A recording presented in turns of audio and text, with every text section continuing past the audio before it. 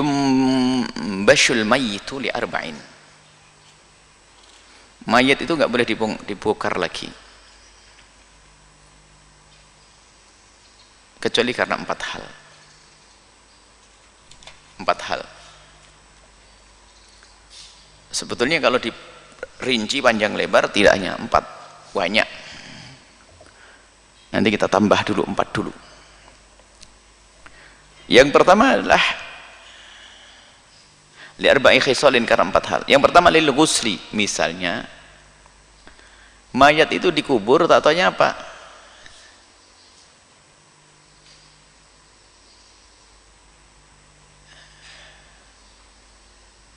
Mayat dikirim, yang ngasih kabar mayat sudah nyampe, sudah nyampe.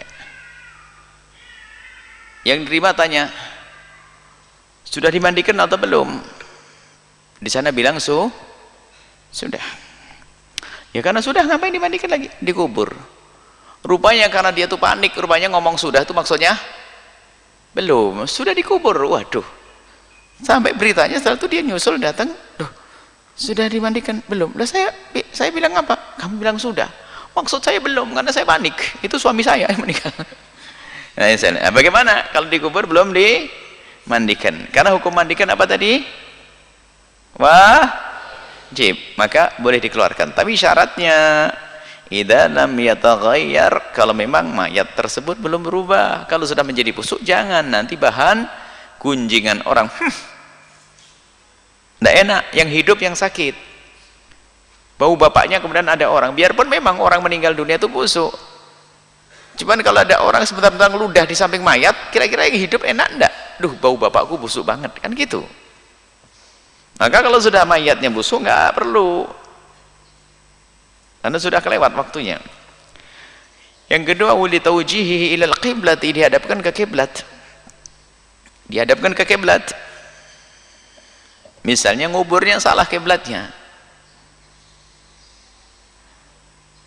Biasanya orang bingung. Tahu orang bingung? Orang bingung itu, kalau Buya itu di Cirebon itu dari dulu sampai sekarang itu merasa kalau sholat itu ngadep ke selatan. Karena memang ada orang bingung begitu. Ada orang nggak pernah bingung karena nggak tahu mata angin selamanya, maka dia nggak pernah bingung. Tapi kalau biasanya kalau orang Jawa Timur itu kalau bilang ngalor gitu nggak bisa. Lor dalan, kulon dalan, tandalan ini. Jadi biasanya pakai mata angin kalau ngomong. Makanya kalau Buya ngomong sama abahnya Buya kadang-kadang berbeda. Kalau abahnya Buya bener ngadep ke barat. Jadi kalau abah barat abah ngomong barat rumahmu, kulon omahmu, kulon omah. Pikiran saya beda. Karena saya selama ini ngadep ke selatan kayaknya. Nah, bingung kan? Pernah Anda merasa bingung? Yang nggak pernah bingung berarti kamu tidak tahu mata angin. Percaya sudahlah. Jadi gara-gara tahu mata angin utara selatan, maka kan perasaan sana utara, ini terus pindah ke tempat lain kadang-kadang masjid ngadep ke timur. Kan gitu ya perasaannya. Padahal enggak, hanya kita saja karena muter-muter lalu bingung. Pokoknya kalau kalian tidak pernah bingung, berarti kalian tidak ngerti mata angin. Sudah, gitu aja. Baik. Lah ini orang bingung, panik dia ngubur jenazah, pokoknya harus ngadep ke barat. Menurut dia, digali, dipikir sudah ngadep ke barat, rupanya ketuker dia karena dia orang bingung. Sampai teman-temannya pada datang, enggak, ini ngadep ke utara, ini salah ini. Terus gimana? Dibongkar lagi. Karena harus menghadap ke kiblat. Barusan kan disebut wajibnya adalah kita menghadapkan mayat ke kiblat. Itu pun adalah taujihil kiblat itu kalau belum berubah. Kalau sudah rusak jangan. Dan rusak bisa diperkirakan. Hari kedua itu sudah mulai membengkak. Hari ketiga itu sudah. Hari keempat meletus. Yang ganteng, yang cantik sudah nggak ada.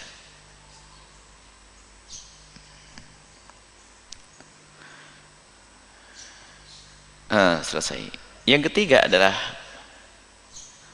membawa harta.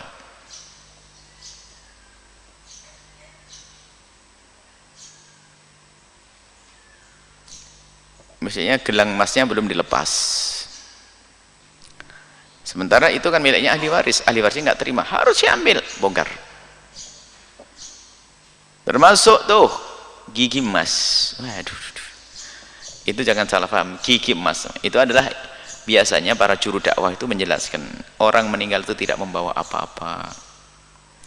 Kalaupun ada sebagian orang misalnya giginya itu dari emas, kalau mati itu adalah miliknya ahli warisnya.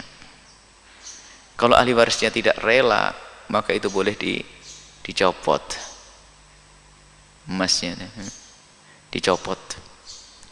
Cuman kadang-kadang orang awam beda fahamnya. Kalau pakai gigi emas harus dicopot, lah kan jadi harus bagaimana? Kalau ahli warisnya itu tidak rela, karena ahli warisnya mungkin butuh uang, maka boleh dicopot. Boleh dicopot, dibuka di sana. Nah, termasuk harta, tapi masa gigi segitu aja kok pelit banget nih. Sampai bapaknya dibongkar lagi, ya, dicopot giginya, cekok. Insya Allah. Dan dalam fikih boleh orang patah giginya diganti dengan emas, karena ini dalam keadaan darurat. Karena waktu itu memang logam yang terbaik adalah emas. Sampai hari ini pun masih bisa dipakai biarpun ada penggantinya. Begitulah ulama mengatakan. Ajib ya. Kalau ketahuan nanti pasti meringis tuh, biar tahu kalau dia pakai emas. Ada. Sebenarnya. Baik, selesai.